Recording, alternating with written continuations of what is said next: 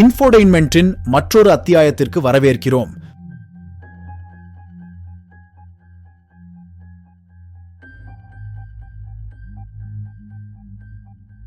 இன்று விஞ்ஞானிகள், வரலாற்றாசிரியர்கள் மற்றும் சதி கோட்பாட்டாளர்களை ஒரே மாதிரியாக குழப்பிய 10 தீர்க்கப்படாத மர்மங்களை நாங்கள் கண்டுபிடித்துள்ளோம். தொடங்குவோம். முதலில் பிரபலமற்ற பெர்முடா முக்கோணம் உள்ளது. பெர்முடா முக்கோணம் மியாமியில் இருந்து பெர்முடா முதல் போர்ட்டோ ரிக்கோ வரை பறந்து விரிந்துள்ளது. ஏராளமான கப்பல்கள் மற்றும் விமானங்கள் மர்மமான முறையில் காணாமல் போன இடமாக உள்ளது. விரிவான ஆய்வுகள் இருந்தபோதிலும் உறுதியான காரணம் எதுவும் கண்டறியப்படவில்லை. இது சுற்றுச்சூழல் காரணிகள் முதல் வேற்று கிரக செயல்பாடு வரையிலான கோட்பாடுகளுக்கு வழிவகுத்தது. எண் 2. ஸ்டோன்ஹெஞ்சின் இல்லமான யுனைடெட் கிங்டத்திற்கு பயணிப்போம். கிமு 3000 மற்றும் 1000க்கு இடையில் கட்டப்பட்ட இந்த வரலாற்றுக்கு முந்தைய நினைவு சின்னம் மிகப்பெரிய நிற்கும் கற்களின் வளையத்தை கொண்டுள்ளது. ஸ்டோன்ஹெஞ்சின் நோக்கம் ஒரு மர்மமாகவே உள்ளது. இது ஒரு வானியல் ஆய்வகமாகவோ, ஒரு மத தளமாகவோ அல்லது ஒரு புதைகுழியாகவோ இருக்கலாம் என்று கோட்பாடுகள் தெரிவிக்கின்றன. எண் 3. வோய்னிஸ் கையெழுத்து பிரதியை பார்ப்போம். 20ஆம் நூற்றாண்டின் முற்பகுதியில் கண்டுபிடிக்கப்பட்ட இந்த கையெழுத்து பிரதியானது அறியப்படாத எழுத்து மற்றும் வினோதமான விளக்கப்படங்களால் நிரப்பப்பட்டுள்ளது. கிரிப்டோகிராஃபர்கள் மற்றும் வரலாற்று ஆசிரியர்களின் பல முயற்சிகள் இருந்த போதிலும் அது எழுதப்பட்ட மொழி அல்லது குறியீடு புரிந்து கொள்ளப்படாமல் உள்ளது. எண் 4. ரோனோக்கின் லாஸ்ட் காலனி. 1587ஆம் ஆண்டில் 100க்கும் மேற்பட்ட குடியேறியவர்கள் ரோனோக் தீவில் ஒரு காலனியை நிறுவினர். 1909 வாக்கில் காணாமல் போனார்கள். பின்தங்கிய ஒரே துப்பு குரோடோயன் என்ற வார்த்தை ஒரு இடுகையில் செதுக்கப்பட்டது. உள்ளூர் பழங்குடியினருடன் ஒருங்கிணைப்பு அல்லது இடமாற்றம் உள்ளிட்ட கோட்பாடுகளுடன் குடியேறியவர்களின் தலைவிதி தெரியவில்லை. எண் 5. ஈராச்சி கொலையாளியின் திடுக்கிடும் வழக்கு. 1960களின் பிற்பகுதியிலும் 1920களின் முற்பகுதியிலும் வடக்கு கலிபோர்னியாவில் செயல்பட்ட சோடியாக் கில்லர் ரகசிய செய்திகள் மற்றும் மறைக்குறியீடுகள் அடங்கிய கடிதங்களை கொண்டு காவல்துறையை கேலி செய்தார். விரிவான விசாரணைகள் மற்றும் பல சந்தேகங்கள் இருந்தபோதிலும் கொலையாளியின் அடையாளம் இதுவரை உறுதிப்படுத்தப்படவில்லை.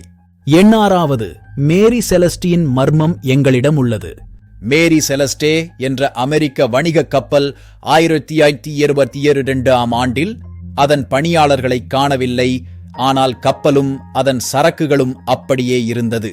குழுவினரின் காணாமல் போனது பற்றிய கோட்பாடுகள் கடற்கொள்ளையர் மற்றும் கலகம் முதல் நீருக்கடியில் பூகம்பங்கள் மற்றும் அந்நிய கடத்தல்கள் வரை உள்ளன.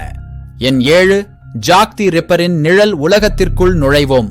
1488ஆம் ஆண்டில் லண்டனின் வைட்சேப்பல் மாவட்டத்தில் நடந்த கொடூரமான கொலைகள் ஜாக் தி ரிப்பர் என்று அழைக்கப்படும் ஒரு அறியப்படாத கொலையாளியின் காரணமாக கூறப்பட்டது. கொலையாளி பெண் விபச்சாரிகளை குறிவைத்து அவர்களின் உடல்களை சிதைத்தார். ஆனால் விரிவான விசாரணைகள் இருந்த போதிலும் கொலையாளி அடையாளம் காணப்படவில்லை. எண் 8. ஆஹா சிக்னல். 1987ஆம் ஆண்டில் ஓஹியோவில் உள்ள பிக் இயர் ரேடியோ தொலைநோக்கி மூலம் கண்டறியப்பட்டது. விண்வெளியில் இருந்து இந்த 72 வினாடி ரேடியோ சிக்னல் வேற்று கிரக தோற்றத்தின் எதிர்பார்க்கப்பட்ட அடையாளங்களை கொண்டிருந்தது. பின்தொடர்தல் தேடல்கள் இருந்த போதிலும் சிக்னல் மீண்டும் கண்டறியப்படவில்லை. அதன் மூலத்தை ஒரு மர்மமாக விட்டுச் சென்றது. எண் 9.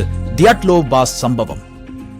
1959ஆம் ஆண்டு யூரல் மலைகளில் 9 அனுபவம் வாய்ந்த மலையேறுபவர்கள் மர்மமான சூழ்நிலையில் இறந்தனர். அவர்களின் கூடாரம் உள்ளே இருந்து கிழிக்கப்பட்டது கண்டுபிடிக்கப்பட்டது. மேலும் அவர்களின் உடல்கள் வெளிப்படையான காரணமின்றி கடுமையான அதிர்ச்சியின் அறிகுறிகளை காட்டியது. கோட்பாடுகள், பனிச்சரிவு மற்றும் இராணுவ சோதனைகள் முதல் இயற்கைக்கு அப்பாற்பட்ட விளக்கங்கள் வரை உள்ளன. இறுதியாக எண் 10. துங்குஸ்கா நிகழ்வு. 1968இல் சைபீரியாவில் ஒரு பெரிய வெடிப்பு 800 சதுர மைல் காடுகளை தரைமட்டமாக்கியது. இது ஒரு சிறிய சிறுகோள் அல்லது வால் நட்சத்திரத்தின் வான்வெடிப்பால் ஏற்பட்டதாக பரவலாக நம்பப்படுகிறது. ஆனால் எந்த தாக்க பள்ளமும் இதுவரை கண்டுபிடிக்கப்படவில்லை. மேலும் சரியான காரணம் விவாதத்தில் உள்ளது. இந்த 10 தீர்க்கப்படாத மர்மங்கள் தொடர்ந்து நம்மை குழப்பி சதி செய்து கொண்டே இருக்கிறது. இந்த புதிர்களுக்கு பின்னால் உள்ள விளக்கங்கள் என்னவாக இருக்கும் என்று நீங்கள் நினைக்கிறீர்கள்? கீழேயுள்ள கருத்துக்களில் எங்களுக்கு தெரியப்படுத்துங்கள்.